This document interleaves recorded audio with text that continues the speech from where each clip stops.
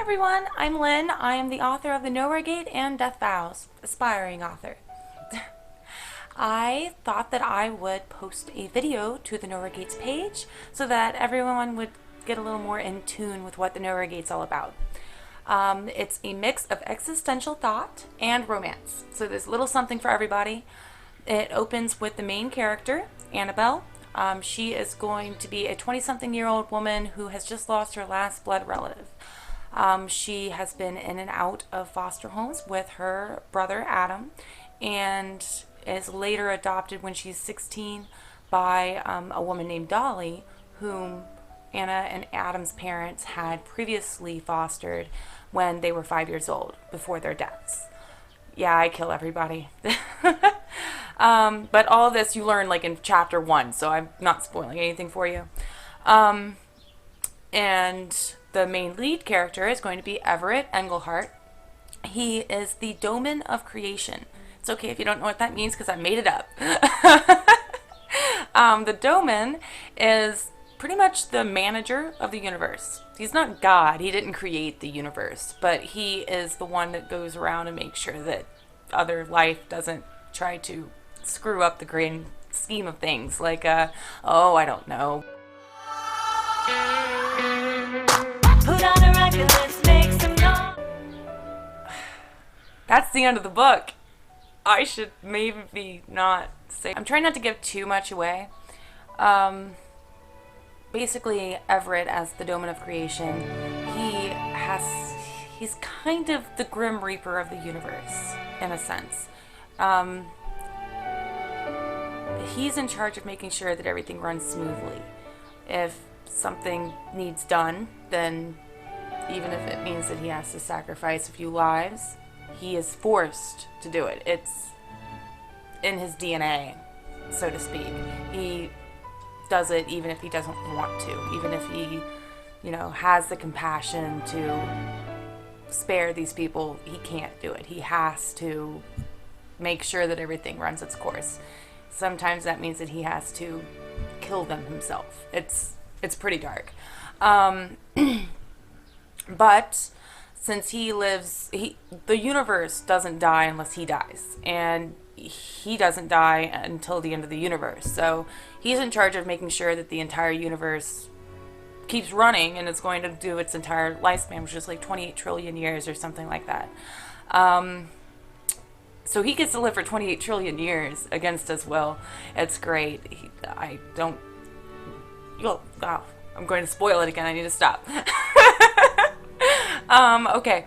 But even though his creators, who are making him live for this impossibly long time just to make sure that everything runs smoothly in the universe, they did kind of foresee that, oh wait, he's going to get really emotional after losing maybe about 1 billion people, because everyone has a shorter lifespan than him. So every time that he loses somebody, Everett loses somebody who is really important to him, his mind kind of resets him. He can't harbor intense emotion, whether it's positive emotion or negative emotion, because intense emotion affects your judgment. And you don't want the guy that's in charge of running the universe to have impaired judgment. So his creators actually set his brain up to where he gets to keep his memories, because, really important to remember, the universe, the past, the history, everything that you've learned up to that point. But it does wipe out. It doesn't have the same emotional attachment to those memories as he had. So even though he can recollect faces, names, events, he cannot recall the emotional attachments he had to them. He can't understand why he felt the way he felt. And this kind of gives him back his judgment, so that he can objectively manage the universe and carry out his duties and responsibilities as the Doman of the universe.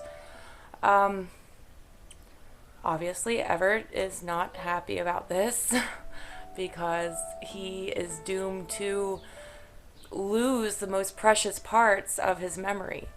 And he doesn't really have anyone to talk to about it. I mean, he's the Doman. There's one Doman in each universe. Basically, since there is only one Doman in each universe, Everett doesn't really have anyone that he can talk to about his issues. I mean, there's no one he can really relate to living for trillions of years and losing not only the people he loves, but the memories, the most important parts of his memories, along with them. So, because of this, Everett tries his best to distance himself from all other life forms because he knows that in the end it's only going to cause him suffering. He doesn't see the point in building these long-standing, deep relationships with other people only to have it snatched from him. And it's inevitable. But then he meets Anna. And I told you there's romance.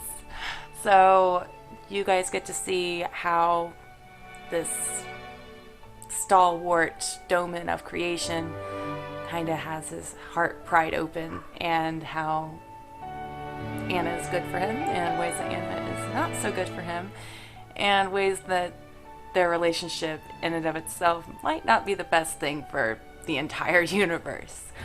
But I'm going to leave it at that because I don't want to spoil anything. Like I have a million other times and had to cut this video into like all sorts of pieces. So read the book. Keep updated, stay on the page, get on there, comment, post, like, share. Sharing's important. Sharing's great. The more you share, the more people learn about the book, and maybe one of these days when I send it off to a publisher, I can be like, guess what? Yeah, I have like this entire following. It's right here. Sweet Lord, 帰る場所へ愛をありがとう